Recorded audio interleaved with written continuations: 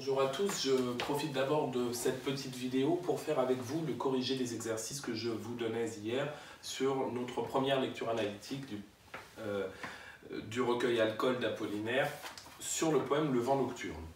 Le Vent nocturne n'est pas un texte facile et il fait même d'ailleurs partie dans le recueil Alcool de ces textes qui, sous une apparence de facilité par leur choix thématique, ici en l'occurrence la description des sensations, d'une atmosphère naturelle autour de ce thème du vent dans la nuit, dans une forêt, et bien sous ces thématiques qui semblent faciles ou qui semblent évidentes d'un premier abord, vont venir interférer dans le poème des éléments récupérés par Apollinaire de certaines mythologies, de certains intertextes littéraires qui sont plus compliqués et qu'il va falloir, pour bien comprendre le poème, aller élucider. La première chose que je vous demandais sur le texte, c'était une question de grammaire, pour revenir sur les tournures de la négation en français. Je vous demandais de faire l'analyse du vers 12 du poème, mais déjà, avant cela, j'aimerais que nous lisions ensemble le texte d'Apollinaire, Le Vent nocturne. Oh, les cimes des pins grincent en se heurtant, et l'on entend aussi se lamenter l'autan et du fleuve prochain, à grand voix triomphale, les elfes rire au vent, corner aux rafales. Atis, Atis, Atis, charmante et débraillée, c'est ton nom quand la nuit les elfes ont raillé, parce qu'un de tes pins s'abat au vent gothique. La forêt fuite au loin comme une armée antique dont les lances au pin s'agitent au tournant. Les villages éteints méditent maintenant, comme les vierges, les vieillards et les poètes, et ne s'éveilleront au pas de nul venant, ni quand sur leurs pigeons fondront les gypaètes. Dans le texte que je vous proposais, évidemment il y a plusieurs termes, plusieurs éléments de vocabulaire qui sont complexes, je vous en donnais la définition, parce qu'on va voir qu'Apollinaire manie du vocabulaire qui est parfois un vocabulaire technique assez compliqué. C'était le cas notamment pour trois termes en particulier, l'autan, dont il est question au vers 2, et qui est à l'origine le nom d'un vent fort qui souffle dans le sud de la France, dans le Languedoc, et que Apollinaire reprend ici pour désigner un vent très fort, un vent tempétueux. Le deuxième terme, c'est la référence à Attis, qui est un dieu de la mythologie phrygienne, hein, c'est-à-dire la Turquie, l'Asie mineure, la Turquie actuelle, et qui est un personnage qui, dans la mythologie, a été lié à la déesse Cybèle, qui est la déesse de la nature, la déesse mère pour les Phrygiens, qui aimait Attis, mais ce dernier, refusant ses avances, sera émasculé par lui-même, parce que Cybèle l'a rendu fou, et c'est de son propre sang que vont naître, d'après la mythologie, les sapins et les pins, dont il sera énormément question dans le texte du Vent nocturne. Et enfin, la dernière référence, c'est la référence du vers 12, sur laquelle se conclut le poème, c'est le fameux gypaète, hein, avec ce terme un petit peu compliqué, ce Y, ce E accent grave, qui est le nom d'une espèce de grand rapace, un terme qui appartient à l'ornithologie, c'est-à-dire la science, l'étude des oiseaux, et qu'Apollinaire reprend avec cette sonorité évidemment qui est en lien avec le terme de poète du vers 11, et qui est un terme spécifique à l'étude ornithologique. Je vous demandais donc l'analyse de la tournure négative du vers 12 que j'avais souligné. Les villages éteints méditent maintenant, comme les vierges, les vieillards et les poètes, et ne s'éveilleront au pas de nul venant.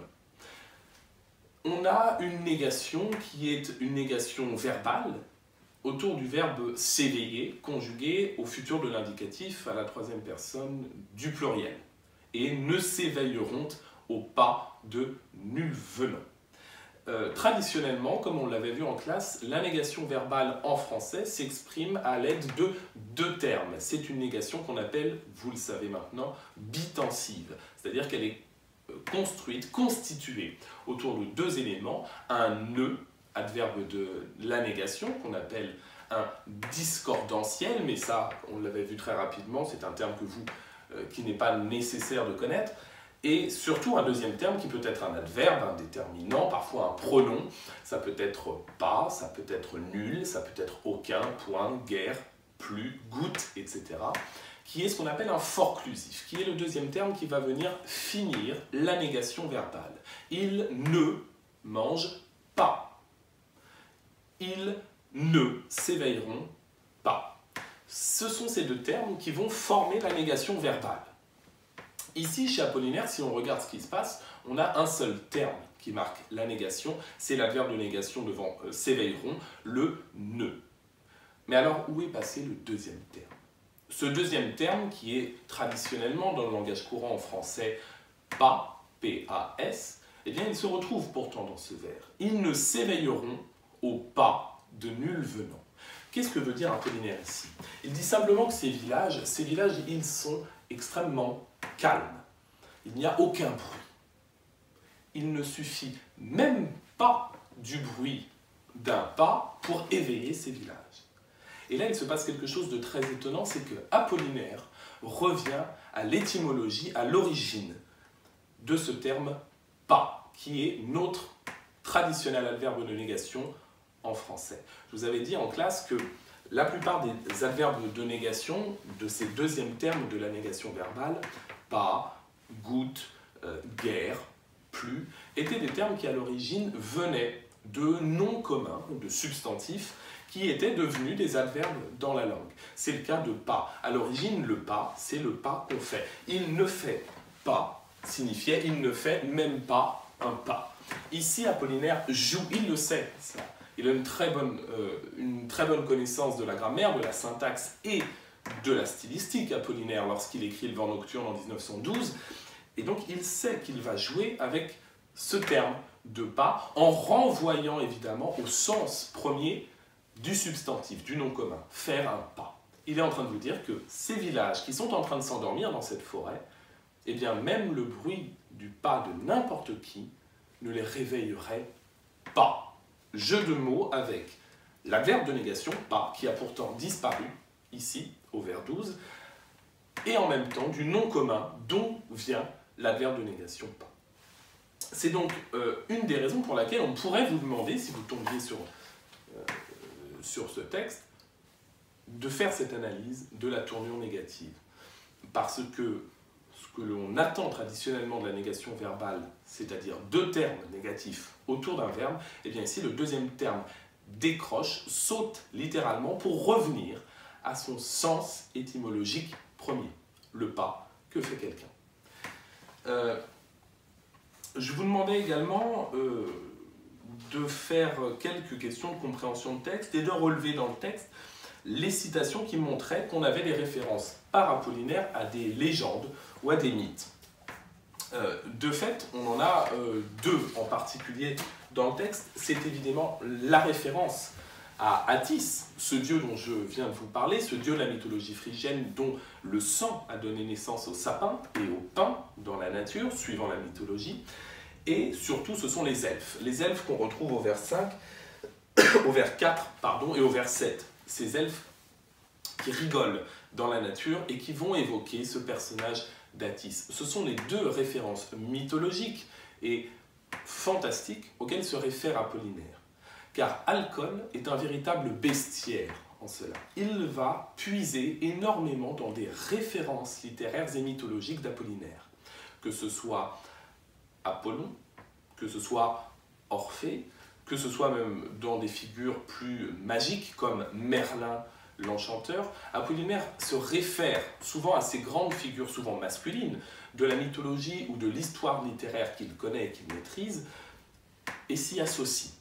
De sorte que vous avez dans Alcol de très nombreuses références à ces personnages-là qui vont revenir d'un poème à l'autre. C'est le cas notamment avec Merlin, qui est au cœur de plusieurs poèmes dans Alcol, et en particulier un poème qui était juste avant Le Vent nocturne, le poème qui s'intitule Merlin et la vieille femme, à la page 73, et qui est, en l'occurrence, un poème tout entier centré sur cette figure de magicien. Bref, Apollinaire revient toujours à ces figures mythologiques et à ces figures légendaires, qui sont pour lui comme autant de traces de son travail en tant que poète. Il est un magicien du verbe et un magicien du vers, comme on va le voir avec l'étude du vent nocturne.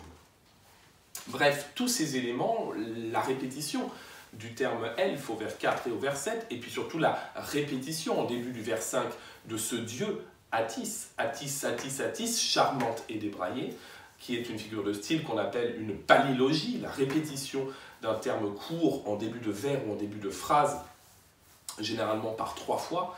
Eh bien, ces références-là, elles participent du registre fantastique du texte, parce qu'elles vont mettre en doute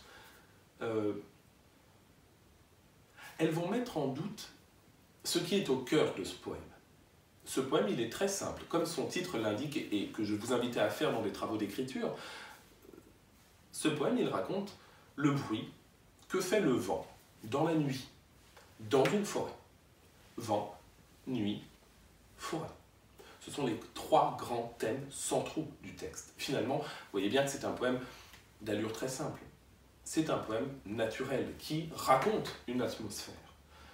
Mais dans ces éléments très simples, Apollinaire va venir intégrer des éléments qui vont perturber la bonne compréhension du texte. Qu'est-ce qui fait ce bruit dans le texte? Est-ce que c'est le vent qui souffle dans les arbres et le fleuve qui coule? Ou bien est-ce que ce sont ces petites créatures, les elfes, qui sont en train de chanter dans les arbres? Et est-ce que ces arbres, les pins, ne sont-ils pas en train de prendre vie sous nos yeux? Apollinaire va faire balancer le lecteur du poème entre croyance en un bruit rationnel, le bruit du vent dans les arbres, et l'émergence de figures surréalistes, presque, irréelles du moins, les elfes et le dieu Attis, dans le poème, nous mettant dans cette position de doute et d'hésitation. D'où vient le bruit, précisément? Est-ce que ce sont ces créatures légendaires, ou bien est-ce que c'est tout simplement l'histoire du vent qui souffle dans une forêt la nuit?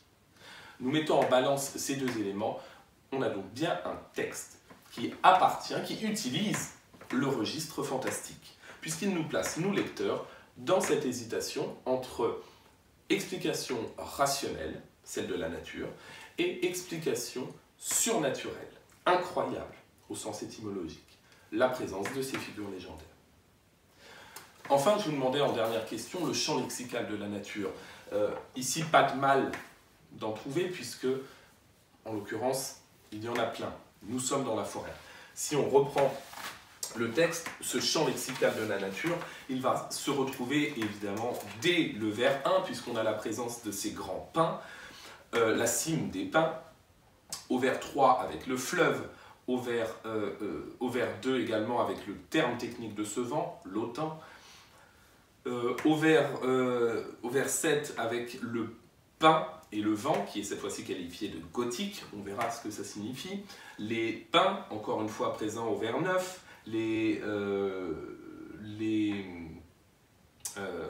la référence au vers 12 des oiseaux qui peuplent cette forêt, c'est-à-dire les pigeons et les gypaètes, hein, les rapaces. Bref, on a une émergence très grande d'éléments naturels. Nous sommes dans une forêt, les arbres ce sont des pins, un fleuve au loin coule et des oiseaux peuplent cette forêt. Voilà pour les grands éléments naturels mis en scène par Apollinaire. Et cependant, dans ce cadre naturel qui pourrait nous faire penser à une poésie bucolique, une poésie pastorale, c'est-à-dire une poésie de la nature, eh bien on a un glissement par le biais du registre fantastique qui donne une image finalement de plus en plus négative de cette forêt. Les bruits que font les pins qui grincent en se heurtant, ce sifflement du fleuve qui coule, tous ces éléments donnent peu à peu une image négative parce que angoissante de la nature. Et cette image angoissante de la nature, on va la voir triompher dans ce poème qui est comme une espèce de rêverie, de fantasmagorie angoissante d'un lieu durant la nuit. On le verra avec la prochaine vidéo qui consistera en la lecture analytique de ce poème, Le vent nocturne.